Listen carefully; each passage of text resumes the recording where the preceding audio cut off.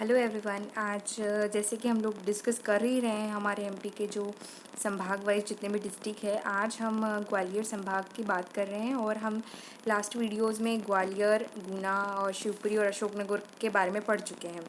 Today we are discuss about Datia. ठीक है, तो दतिया को क्या कहा जाता है? दतिया माँ पीताम्बरा की भूमि कहा जाता है। ठीक है, और यहाँ पर कौन कौन से नेशनल हाईवे गुजरे हैं? यहाँ पर NH 44 यानी कि नेशनल हाईवे 44 यहाँ से गुजरा है। और अगर हम बात करें इसकी प्रमुख नदियाँ, तो इसकी जो प्रमुख नदियाँ हैं सिंध, पहुज, महुर, बेतवा व पार्वती है। ठीक है, और यहाँ पे कौन कौन से ब्रिज हैं? यहाँ पे मोल बांध और कोच बांध, ये वही ब्रिज है जो अशोकनगर में भी हमें देखने को मिले थे और दूसरी डिस्ट्रिक्ट्स में भी मिले थे। और सीमा अविष्ठन जो है वो 3 जिले, अर्थात ये जो जिला है 3 जिलों से अपने आसपास घिरा हुआ है और एक राज्य से घिरा हुआ है जो कि यूपी है। ठीक है, अब हम इसका अब मैं थोड़ा सा आपको इसका मैप बता देती हूँ। और देखिए, ये पूरा हमारा जो है दतिया का मैप है। अगर हम ऊपर से नीचे आते हैं तो देखिए सिहोदा है, इसके अंदर इम्पॉर्टेंट प्लेसेस है, रतनगढ़ है, भंडेर है, वानस्पतिक गार्डन है, इंदरगढ़ है, गुज्जर है, और पंचकवि की तरिया है, भंडेर है, उडनू की तोरिया है, दतिया है, और ये देखिए NH 44 निकल रहा है यहाँ से, और सोनगिरी है, ऊनो है और बदौनी। अब यहाँ पे जो जो भी इम्पोर्टेंट प्लेस है वो हम एक एक करके डिस्कस करेंगे। Firstly we discuss about the स्योनधा। स्योनधा मीन्स ये जो है हमारा तहसील मुख्यालय है जो कि दतिया में है, और कन्हरगढ़ का प्रसिद्ध किला है। हमसे क्वेश्चंस पूछे जा सकते हैं जो कि भैया कन्हरगढ़ का प्रसिद्ध किला कहाँ है, और 4 अलग अलग प्लेस के नाम तो हमें पता होना चाहिए कहाँ पर है। ये स्योनधा में है। फिर यहाँ पर ही नंद नंदन मंदिर है और सिद्ध नदी द्वारा निर्मित जलप्रपात भी है यहाँ पे। ठीक, अब next we discuss about the भांडेड़। भांदेड़ जो है ये नवगठित तहसील है, मतलब अभी भी नहीं बनी है तहसील। और महाभारत काल के महाभारत काल में जो ये भदकपुर नाम से प्रसिद्ध थी। और यहाँ पर क्या जो है मुख्य आकर्षण है इस जगह के, ये सूर्य तलैया, लक्ष्मण मंदिर और पुराना किला मौजूद है। ठीक है, अब हम बात करते हैं गुजरा। गुजरा जो है अशोक का प्रसिद्ध शिलालेख है। ठीक है, और इसके अंदर ब्राह्मी लिपि है इसके अंदर लिखी हुई है। ठीक है, और उन 2 शिलालेखों में से एक जिसमें अशोक का नाम आया है, यानी गुजरा में वो जो 2 शिलालेख जिसमें अशोक का नाम आया है उसमें से एक मिला है। अब नेक्स्ट बात करते हैं पंचम कवि की टारिया। पंचम कवि की टारिया दतिया के समीप यह स्थान भैरव मंदिर के लिए प्रसिद्ध है। ये क्या भैरव मंदिर के लिए प्रसिद्ध है। उसके बाद में उदुनु की टोरिया ये जो है दतिया के समीप इस पहाड़ी पर हनुमान का मंदिर प्रसिद्ध है। अब हम बात करते हैं बड़ोनी। बड़ोनी में क्या, ये एक ऐतिहासिक स्थल है जो कि गुप्तकालीन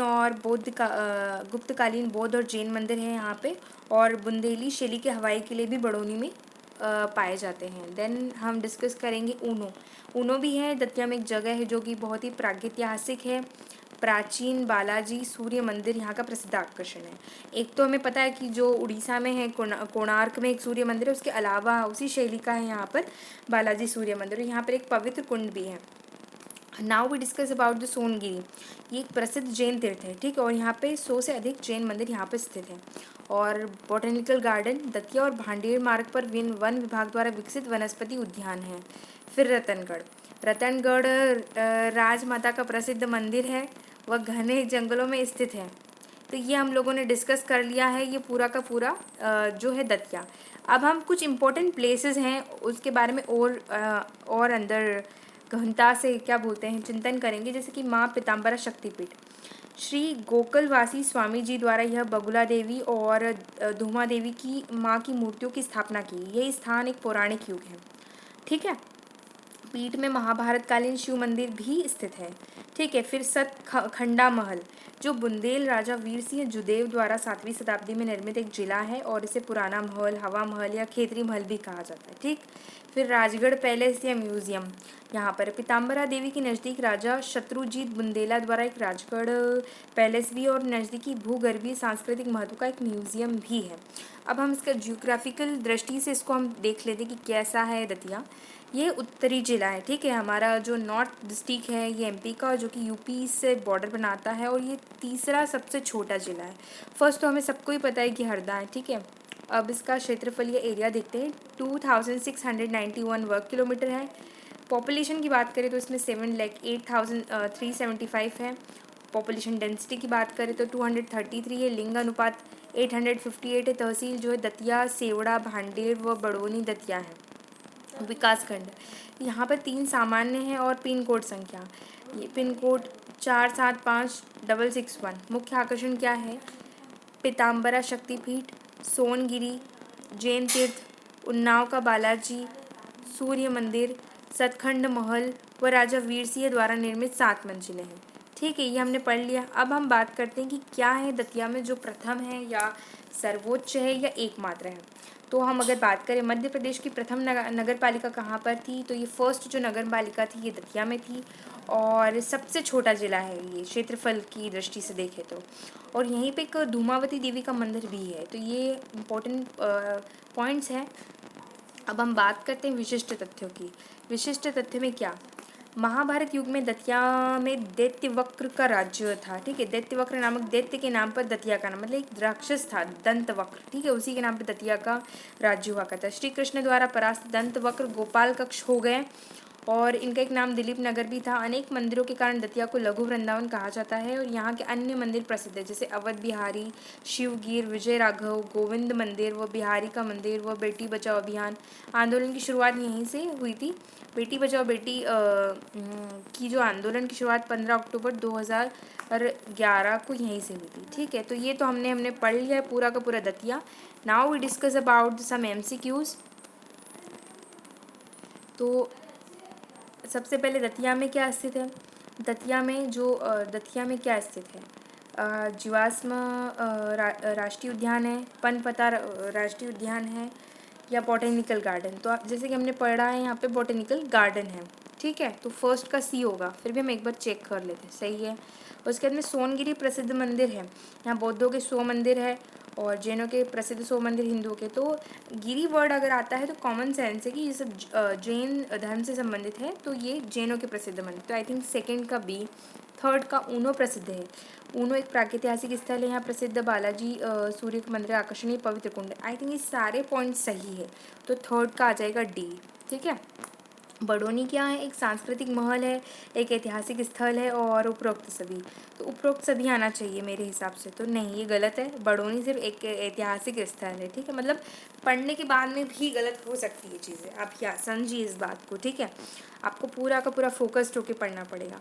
बड़ोनी में स्थित नहीं है, बड़ोनी में स्थित नहीं है, क्या नहीं है? इसके ऑप्शंस देखते हैं हम लोग। इसके ऑप्शंस देखते हैं कि गुप्तकालीन बौद्ध एवं जैन मंदिर, बुंदेली शैली की हवेली, किले, सतखंड महल, क्या स्थित नहीं है? तो मेरे हिसाब से तो गुप्तकालीन बौद्ध जैन मंदिर भी थी, बुंदेली शैली की, सतखंड महल नहीं है, तो फिफ्थ का सी होना चाहिए, बिल्कुल सही। फिर इधर आ जाएगा माँ पीताम्बरा पीठ के संदर्भ में सत्य नहीं। माँ पीताम्बरा पीठ के संदर्भ में सत्य नहीं है। यह स्थान पौराणिक युग का है। यह बगलमुखी देवी व धूमावती देवी मंदिर है। देख, यह स्थान पौराणिक युग का है। यह बगलमुखी देवी व धूमावती देवी, ये भैरव मंदिर, ये महाभारतकालीन शिव मंदिर मौजूद है। तो ये 4 ऑप्शंस है। ये पीताम्बरा के संदर्भ में सत्य नहीं, ये पौराणिक युग, इसका क्या होना चाहिए? आप देखिए, हमने पढ़ा है पीताम्बरा पौराणिक युग का है, बगलामुखी देवी, भैरव मंदिर, वे महाकालीन शिव मंदिर। आई थिंक बी होना चाहिए। फिर भी हम इसका देख लेते हैं, 6 का सी है, सॉरी यार, ये भैरव मंदिर है यहाँ पर। फिर भैरव मंदिर है, उसके बाद में 7th जो है सतखंड महल किन राजाओं ने बनाया था? ये बुंदेलों ने बनाया था, 7th का बी, ठीक है। उसके बाद में सतखंड महल किस राजा ने बनाया था? जुझारू सिंह, राजा छत्रसाल, वीर सिंह जुदेव ने बनाया था। तो आई थिंक 8th का ए, ठीक है। फिर आ जाएगा दतिया को लघु वृंदावन क्यों कहा जाता है? हम वनों की अधिकता है, छोटे छोटे उद्यान अधिक है, और यहाँ अनेक मंदिरों का समूह है। तो यहाँ हम पढ़ चुके हैं कि यहाँ बहुत सारे मंदिर है, तो 11th का सी आ जाएगा, ठीक है। फिर 12th राजगढ़ पैलेस है, राजाओं का महत्व, प्राचीन 5 सितारा होटल, भूगर्भीय सांस्कृतिक महत्व का म्यूजियम, आई थिंक 12th का सी, ठीक है। उसके अंदर में उधनों की टोरिया प्रसिद्ध है, हनुमान मंदिर के लिए, भैरवगढ़ मंदिर के लिए, शिव मंदिर के लिए, राम मंदिर के लिए। तो उदनों की टोरियाँ किसके लिए प्रसिद्ध है, देखते हैं, हनुमान मंदिर के लिए। फिर पंचम कवि की टोरिया प्रसिद्ध है, पंच कवियों की जन्मभूमि, भैरव मंदिर, राज दरबार, व इनमें से कोई नहीं। तो इसका बी आएगा, मतलब भैरव मंदिर जो है, भैरव मंदिर के लिए ही फेमस है पंचम कवि की टोरिया। फिर अशोक का शिलालेख प्राप्त हुआ था, कहाँ से हुआ था, गुजरात से हुआ था, ठीक है। फिर श्योनधा में किस नदी का जल प्रपात है, तो सिंध नदी का जल प्रपात है। श्योनधा किन नदी पर जल प्रपात बनाती है, तो ये कहाँ पे बनाती है, सिंध नदी पर। तो देखा आपने, तो इस तरीके से हमने ये जो है अपना दतिया है उसको पूरा किया, कंप्लीट किया।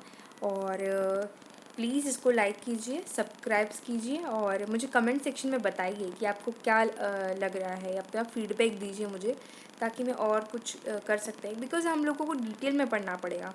जो मैं कई सारे एमसीक्यूज़ देख भी रही हूँ, तो मुझे ऐसे कुछ एमसीक्यूज़ ऐसे फील होते हैं कि वही क्वेश्चंस हैं जो पुराना पैटर्न जो चला आ रहा है। क्योंकि अब जो क्वेश्चंस आ रहे हैं ना, वो ट्रस्ट मी वो बहुत डीप से आ रहे हैं। मैंने उसका असिस्टेंट मैनेजर का पेपर भी देखा और असिस्टेंट डायरेक्टर का, कि वो ऐसे नहीं है कि आपको सुपरफिशियली आप पढ़ के गए हैं, और आपको you have to study in depth, plus आपको थोड़ा सा एनालिटिकल भी होना पड़ेगा। तो उन सब चीज़ों को मद्देनज़र मैं एक एक डिस्ट्रिक्ट को उठा रही हूँ और पढ़ रही हूँ, और साथ ही साथ मैं डिस्कस भी कर रही हूँ, ताकि आप चलते फिरते ये इस तरीके से 5-5, 10-10 मिनट के वीडियोस देख सकते हैं और अपने डिस्ट्रिक्ट्स कंप्लीट कर सकते हैं एमपी के। चलिए, इसी के साथ धन्यवाद, शुभ रात्रि।